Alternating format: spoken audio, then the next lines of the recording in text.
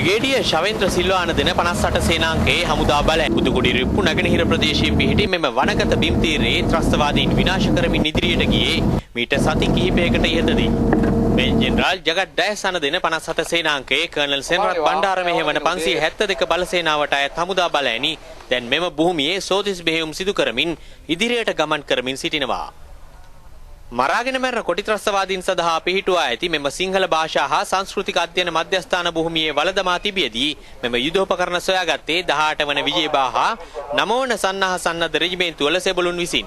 බිම් බෝම්බ 11ක් කිලෝග්‍රෑම් 3 සිට 20 දක්වා විවිධ ප්‍රමාණවල ක්ලේමෝ බෝම්බ 17ක් මිලිමීටර් 12.7 මිලිමීටර් 23 යන ප්‍රමාණවල උණ්ඩ විශාල ප්‍රමාණයක් හත් බෝම්බ හා පුද්ගල නාශක බිම් බෝම්බ තොගයක්ද මේ අතර තිබෙනවා. විද්‍යුත් ඩෙටනේටර් 600ක් C4 වර්ගයේ පුපුරණ ද්‍රව්‍ය මරාගෙන මැරෙන බෝම්බ ඇඳුම් කට්ටල 19ක් සහ ක්ලේමෝ බෝම්බ නිෂ්පාදනයට සකස් කළ ආවරණ 260ක්ද මෙහිදී සොයාගත්තා. යට ඇඳුමකට සවි කළ මෙතෙක් හමු නො වූ මාදිලියේ මරාගෙන මැරෙන බෝම්බ දෙකක්ද හමුදාවට හමු වුණා.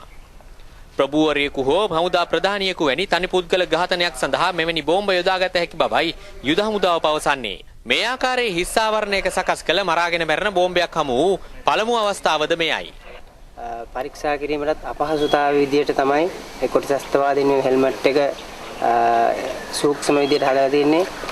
මේ රෙජිෆෝම් වලට අතරින් එක්ස්ප්ලෝසිව් දාලා ඊට අමතරව මේම ස්ථානයෙන් ස්විච් එක සවි කළා උන්ගේ යන්න පුළුවන් උපරිම ටාගට් එකට ගිහිල්ලා වුන් මෙම සූසයිඩ් හෙල්මට් එක යන පුළුවන් ස්ථානවල ගිහිල්ලා උන්ගේ කාර්යයන් ඉක්මනින් ඉෂ්ට කරගන්න තමයි උන් මේ විදිහට ප්ලෑන් කරලා තියෙන්නේ. මිලිමීටර් 105 ප්‍රමාණයේ RCL අවියක්ද ත්‍රස්තවාදීන් වළදමා තිබියදී සොයා ගැනීමට සොල්දාදුවන්ට හැකි වුණා. මිලිමීටර් 76 ප්‍රමාණයේ අවියක කොටස් ඇතුළු තවත් යුදෝපකරණ රැසක්ද මේ භූමියෙන් සොයාගත්තා. කොළඹ හා තදාසන්න ප්‍රදේශවල මෙන්ම මාතර හම්බන්තොට මහනුවර මහියංගන ඇතුළු නගර රැසක් ආශ්‍රිත සිතියම්ද හමුදාවට හමු වුණා. මරාගෙන මැරෙන කොටි ත්‍රස්තවාදීන් දිවයිනේ ඕනෑම ප්‍රදේශයකට යෙදවීම සඳහා සිතියම් අධ්‍යයනය කරවීම මෙම කොටි පුහුණු කඳවුරේදී සිදු කර තිබෙනවා.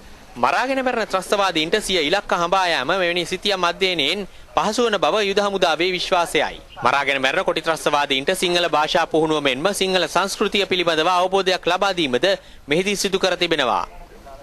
පාසල්වල පහළ ශ්‍රේණිවල පෙළපොත් ආදියද ත්‍රස්තවාදීන්ගේ සිංහල භාෂා ඥානය මුල සිට වර්ධනය කරවීම සඳහා යොදාගෙන තිබුණා. මරාගෙන මැරෙන බෝම්බකරුවන් සිය ඉලක්ක සපුරා ගන්නා තෙක් රැඳී සිටීමට විවිධ ස්ථාන සොයාගනු ලබන්නේ සිංහල හා දෙමළ භාෂා මෙන්ම සංස්කෘතියේ දුරස්ථභාවයන් අවම කර ගැනීමෙන්. බෝම්බකරුවන්ගේ ඉතිහාසයේ විමසා බැලීමේදී සිංහල භාෂාව හා සංස්කෘතිය හොඳින් දැන ගැනීම තුළින් ඔවුන් ලබාගත් ප්‍රයෝජන කවරේද යන්න පැහැදිලි වෙනවා. මෙවැනි දේශන ශාලා යොදා ගනිමින් මෙතෙක් ත්‍රස්තවාදීන් සිදු කළේ සිය භාෂා ඥානය වර්ධනය කර ගැනීමෙන් ම්ලේච්ඡ අරමුණු වෙත ක්‍රමයෙන් ළඟා වීමයි. මරාගෙන මැරෙන ත්‍රස්තවාදීන්ට සිංහල භාෂාව පිළිබඳ අවබෝධයක් ලබා ගැනීම ඔවුන්ගේ ත්‍රස්ත ක්‍රියාකාරකම් සඳහා මනා පිටුහලක් වූ බව දැන් පැහැදිලි. ඔවුන් මෙවැනි භාෂා මධ්‍යස්ථාන ඇති කළේත් එම අරමුණ වෙනුවෙන්. මරාගෙන මැරෙන බෝම්බකරුවන්ගේ ඉතිහාසය ඔවුන් ඇසුරු කළ පුද්ගලයන් හා ඔවුන්ගේ හැසිරීම දිගහැර බැලීමේදී මේ බව වඩාත් තහවුරු වනවා. ජාතික රූපවාහිනී අමල් සමන්ත පුදුකුඩිරිප්පු සිට